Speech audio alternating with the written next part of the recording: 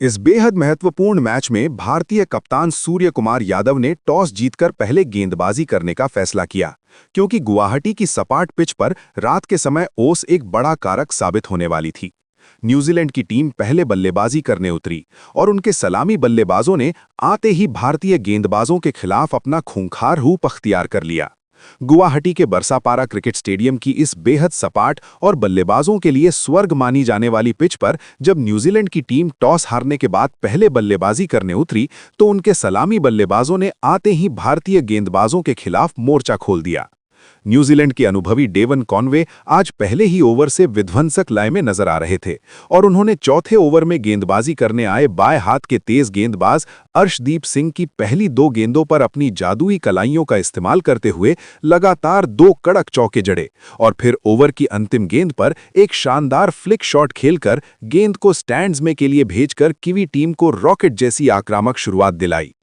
भारतीय टीम को मैच में पहली बड़ी सफलता छठवें ओवर में मिली, जब कप्तान सूर्य कुमार यादव ने गेंद अपने सबसे बड़े हथियार जसप्रीत बुमराह को थमाई और बुमराह ने अपनी अनुभवी चतुराई का परिचय देते हुए टिम रॉबिन्सन को एक सटीक और तेज बाउंसर पर पूरी तरह चकमा दे दिया।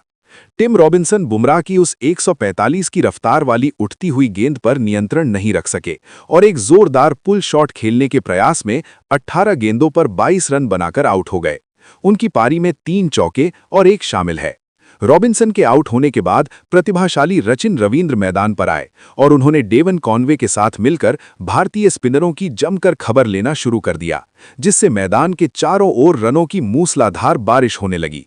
न्यूजीलैंड की टीम भारतीय गेंदबाजों पर पूरी तरह से हावी नजर आ रही थी और खेल के 9वें ओवर में जब कप्तान सूर्य कुमार यादव ने विकेट की तलाश में अपने सबसे बड़े मिस्ट्री स्पिनर वरुण चक्रवर्ती को आक्रमण पर लगाया तो कीवी बल्लेबाजों ने उन पर निर्दयी प्रहार करना शुरू कर दिया। वरुण चक्रवर्ती ने अपनी फिरकी और कैरम बॉल से कीवी बल्लेबाजों को फंसाने की पुरजोर कोशिश की, लेकिन शानदार लय में चल रहे रचिन रवींद्र ने उनकी हर चाल को नाकाम कर दिया, जहां उन्होंने चक्रवर्ती की गुगली को बड़ी ही आसानी से पढ़ा और ओवर की तीसरी गेंद पर घुटने टेक कर उसे लॉन्ग ऑन बाउंड्री के मीलों पार स्टैंड्स में भेज दिया। रचिन यही नहीं रुके और उन्होंने इसी ओवर की 5वीं गेंद पर एक बार फिर अपने कदमों का जादुई इस्तेमाल किया और गेंद की पिच तक पहुंचकर उसे उसी दिशा में एक और गगनचुंबी के लिए रवाना कर दिया, जिससे न्यूजीलैंड का आक्रामक इरादा पूरी तरह साफ हो गया और वरुण चक्रवर्ती का स्पेल पूरी तरह से बिगड़ गया। दूसरी तरफ डेवन कॉनवे आज एक अलग ही दिव्य और अविश्वसनीय स्तर की बल्लेबाजी का मुजाहरा पेश कर रहे थे, जहां उन्होंने अपनी क्लासिक टाइमिंग से भारतीय फील्डरों को बाउंड्री लाइन पर महज एक लाचार दर्शक बना दिया था और मैदान के चारों ओर चौकों की झड़ी लगा दी थी। न्यूजीलैंड की पारी के 13वें ओवर में जब गेंदबाजी करने आए वॉशिंगटन सुंदर ने गेंद को थोड़ा सा भी हवा में छोड़ा तो डेवन कॉनवे ने उन पर कड़े प्रहार किए और मिड विकेट की दिशा में 2 कड़क चौके बटोरकर मात्र 22 गेंदों पर अपना एक तूफानी और यादगार अर्धशतक पूरा किया, जिससे कीवी खेमे में उत्साह की लहर दौड़ गई। न्यूजीलैंड की टीम अब एक विशाल और ऐतिहासिक स्कोर की तरफ बहुत मजबूती से बढ़ रही थी और भारतीय कप्तान विकेट के लिए छटपटा रहे थे, लेकिन तभी 15वें ओवर में दोबारा गेंदबाजी करने आए अनुभवी ऑलराउंडर हार्दिक पांड्या ने अपनी शॉर्ट पिच गेंद और अतिरिक्त गति का ऐसा मिश्रण किया जिसने भारत को एक बहुत बड़ी और राहत भरी सफलता पहुंचाई।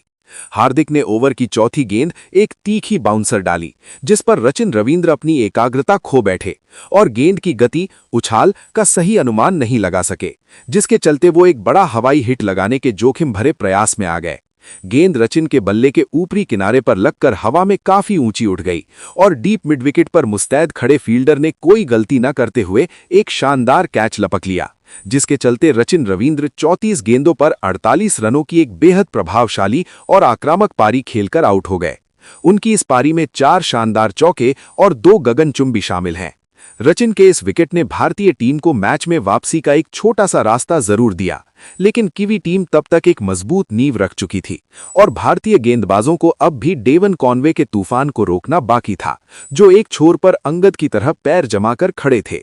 रचिन रवींद्र के एक महत्वपूर्ण विकेट के पतन के बाद भी न्यूजीलैंड की रन बनाने की प्रचंड गति में रत्ती भर भी कोई कमी नहीं आई, क्योंकि क्रीज पर आए नए बल्लेबाज मार्क चैपमैन और अनुभवी डैरिल मिचेल ने मैदान पर कदम रखते ही अपने हाथ खोलने शुरू कर दिए थे।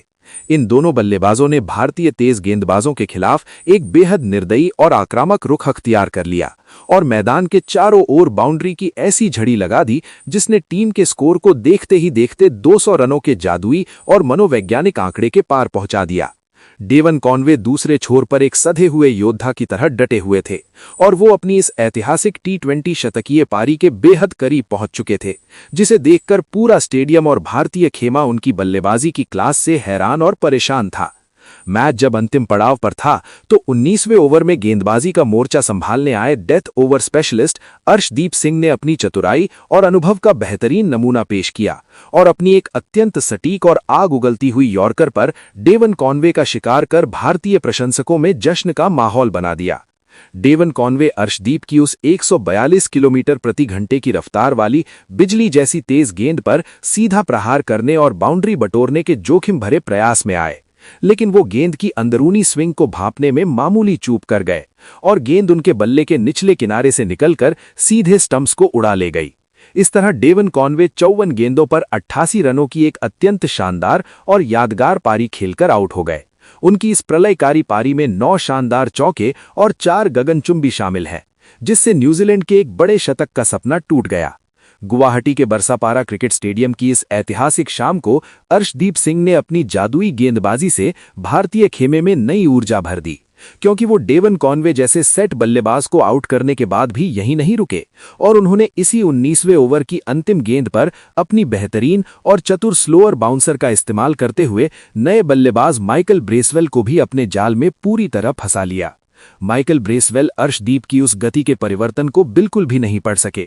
और वो क्रीज से बाहर निकलकर गेंद को स्टैंड्स में भेजने के लिए एक बहुत बड़ा हिट लगाने के प्रयास में आए, लेकिन गेंद की धीमी गति के कारण उनकी टाइमिंग पूरी तरह से खराब हो गई और गेंद बल्ले के ऊपरी किनारे पर लगकर सीधे लॉन्ग ऑफ पर खड़े फील्डर के हाथों में एक आसान सा कैच बनकर समा गई।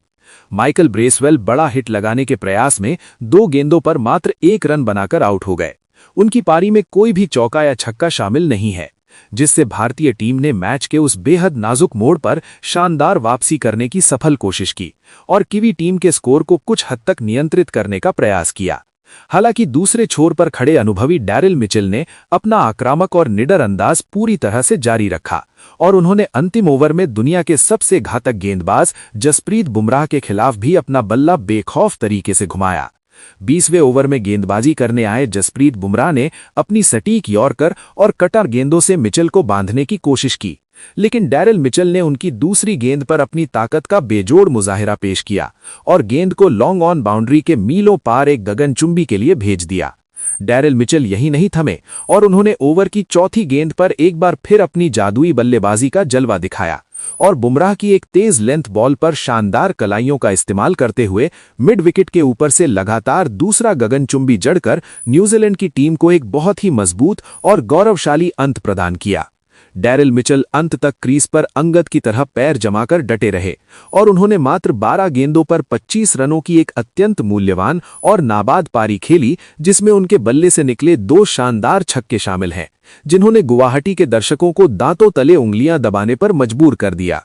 न्यूजीलैंड की टीम ने इन अंतिम ओवरों के धमाके और अपनी सामूहिक बल्लेबाजी के दम पर निर्धारित 20 ओवरों के कड़े संघर्ष के बाद 5 विकेट के नुकसान पर 218 रनों का एक विशाल, अभेद और हिमालय जैसा दुर्गम स्कोर बोर्ड पर टांग दिया। इस पहाड़ जैसे स्कोर ने गुवाहाटी के मैदान पर भारतीय बल्लेबाजों के सामने जीत के लिए एक ऐसी चुनौती पेश कर दी है जहां अब हर भारतीय बल्लेबाज को पहली ही गेंद से आक्रामक खेल दिखाना होगा। गुवाहाटी के बरसापारा क्रिकेट स्टेडियम की हरी भरी आउटफील्ड और दूधिया रोशनी के बीच जब भारतीय टीम 219 रनों के इस असंभव से दिखने वाले हिमालय जैसे दुर्गम और चुनौतीपूर्ण लक्ष्य का पीछा करने उतरी, तो पूरे स्टेडियम में मौजूद हजारों प्रशंसकों के शोर से आसमान गूंज उठा, क्योंकि हर किसी को अपने युवा और निडर सलामी बल्लेबाजों से एक तूफानी शुरुआत की उम्मीद थी। अभिषेक शर्मा और संजू सैमसन ने आज गुवाहाटी के इस ऐतिहासिक मैदान पर चौकों और छक्कों का ऐसा प्रलयकारी और विनाशकारी सैलाब लाया कि न्यूजीलैंड के विश्व स्तरीय और अनुभवी गेंदबाज पूरी तरह बेबस, लाचार और असहाय नजर आने लगे। खेल के दूसरे ओवर में जब न्यूजीलैंड की ओर से लंबे कद के और खतरनाक तेज गेंदबाज कायल जेमिसन गेंदबाजी करने आए तो उनकी पहली ही गेंद पर अभिषेक शर्मा ने बिना किसी हिचकिचाहट के अपने पैरों का इस्तेमाल किया और एक्स्ट्रा कवर के ऊपर से एक दर्शनीय और गगनचुंबी जड़ा जिसने किवी खेमे में खलबली मचा दी। अभिषेक यही नहीं रुके और उन्होंने इसी ओवर की तीसरी और पांचवीं गेंद पर जेमिसन की गति का फायदा उठाते हुए दो और कड़क चौके बटोरकर भारत के आक्रामक और साहसी इरादे पूरी तरह स्पष्ट कर दिए। दूसरे छोर पर संजू सैमसन भी आज प्रचंड, अद्भुत और महाविनाशकारी लय में नजर आ रहे थे और उन्होंने पांचवें ओवर में गेंदबाजी करने आए जेकब डफी की पहली 3 गेंदों पर निर्दयी प्रहार करते हुए लगातार 3 छक्के जड़ दिए, जिससे पूरा स्टेडियम संजू संजू के नारों से गूंज उठा और न्यूजीलैंड का पावर प्ले का सारा अनुशासन और रणनीति पूरी तरह बिखर गई। अभिषेक शर्मा बहुत ही खतरनाक और आतिशी अंदाज में अपने पहले अंतर्राष्ट्रीय शतक की ओर मजबूती से बढ़ रहे थे, लेकिन 9वें ओवर में गेंदबाजी करने आए अनुभवी और चतुर लेग स्पिनर ई सोढ़ी ने अपनी एक जादुई गुगली पर उन्हें अपने जाल में फंसा लिया। अभिषेक शर्मा सोढ़ी की उस टप्पा खाकर अंदर आती गेंद पर एक और बड़ा हवाई शॉट खेलने के प्रयास में 32 गेंदों पर 65 रनों की एक विस्फोटक और यादगार पारी खेलकर आउट हो गए।